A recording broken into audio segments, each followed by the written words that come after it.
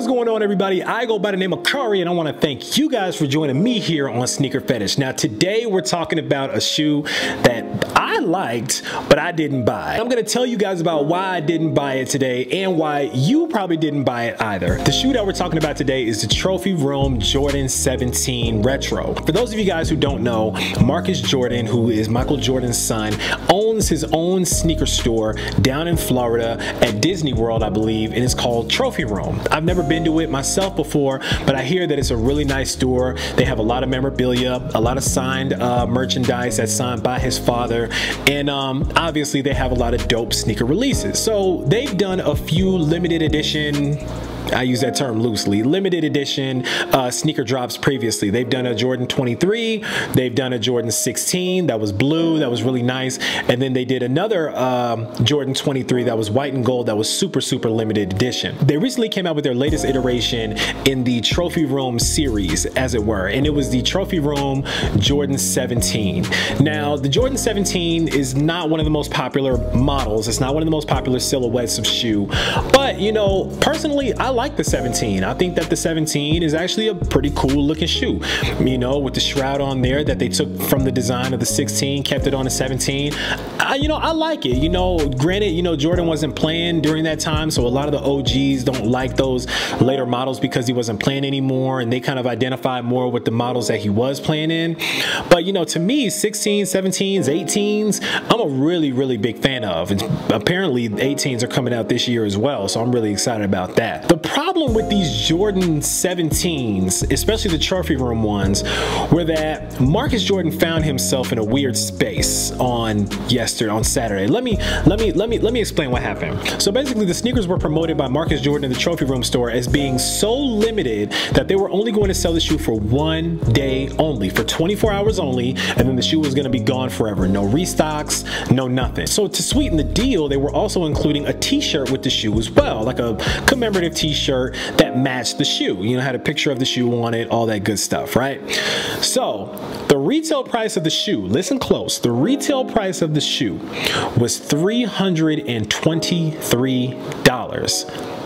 Now, that came with free shipping, but the shoe was still $323. Now, I don't know about you guys, that's a lot of money for a pair of sneakers. And honestly, I'm looking at it as I'm paying that much money for a pair of sneakers. I really don't care about the t-shirt because I'm probably not really gonna wear the t-shirt much. I'm not one of those dudes that wears, you know, like a t-shirt with the shoe on it and then the same shoe that I have on at the same time. It's just, that's just not really my flavor. I match my stuff up kind of different, or like my friends make me custom stuff, like, you know, this hoodie I got on right now, but you know, I'm not really the one to wear like the Jordan t-shirt with the Jordan pants with the Jordan shoes.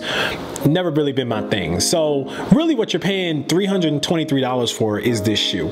Now what happened was that the shoe released, and probably about 20 minutes after the shoe released, I got on the website. Now, Trophy Room shoes usually sell out pretty quickly.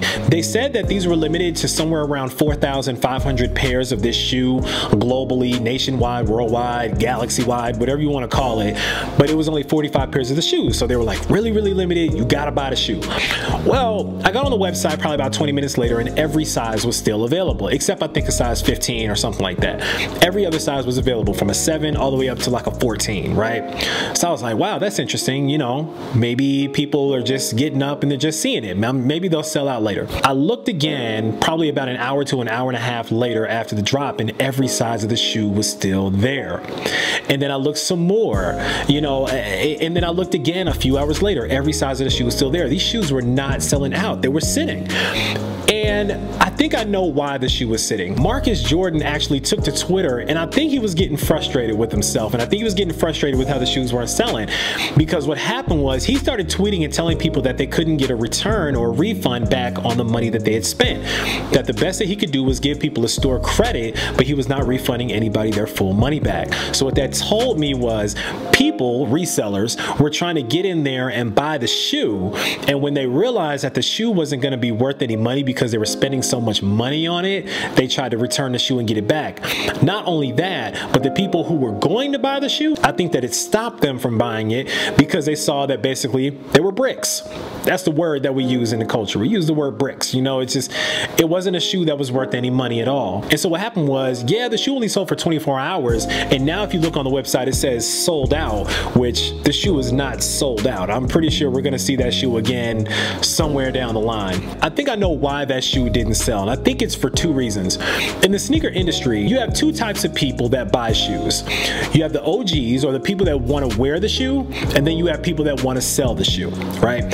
So the people that want to wear the shoe, they usually are very price sensitive, right? They don't want to spend more than X amount of dollars on a shoe. $323 for this shoe was way outside of the price that the OGs and the people that really wanted to wear the shoe were willing to spend for the shoe. Nobody wanted to spend that much money for the shoe. I mean, that's a lot of bread. I think that knocked out all of the people who wanted to buy the shoe to wear.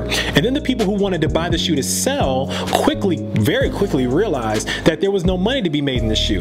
If you're a reseller and you watch the market, other trophy room releases really haven't been worth much money. The 16s weren't worth much. The Jordan 23s, the black ones, were not worth much. The only trophy room shoe that's really been worth any money so far has been the white and gold 23, because it was so limited and it was so new, and you know, so that shoe was selling for like $1,000 or something like that, something crazy.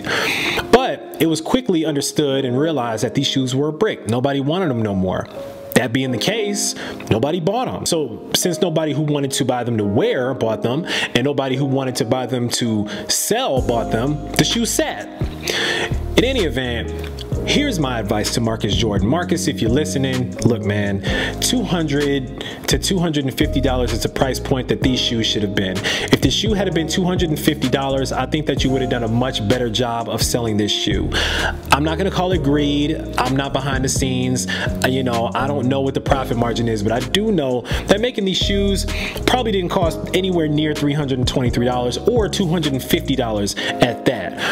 Personally, I think this was a really bad move and a really bad execution on Trophy Room's part, but I think they can make it up later on. I'm sure they got other stuff up their sleeve. I'm sure they're cooking up other exclusive collaborations with Jordan and colorways and things of that nature. I'm sure they'll get back to business, but in the meantime, this was just a misstep, man. Unfortunately, the shoe flopped, and I don't have one to unbox for you guys today, but I will be looking for you guys' video if anybody did spend that $323 to get themselves a pair. So that being said, that's my question for you guys. Sound off in the comments below. Did you buy the Trophy Room 17? Were you one of the few people that actually copped it? Why did you buy it if you did buy it? Are you okay with the price? Are you upset with the price? Let me know down in the comments below. In any event, I want to thank you guys for joining me today. I go by the name of Kari. Be sure that you're liking, subscribing, and commenting on these videos, because we got some new stuff that's on the way in. I think you guys are going to like it a lot. So until next time, thank you guys again. I go by the name of Kari. This is SneakerPhetish, and I'm out.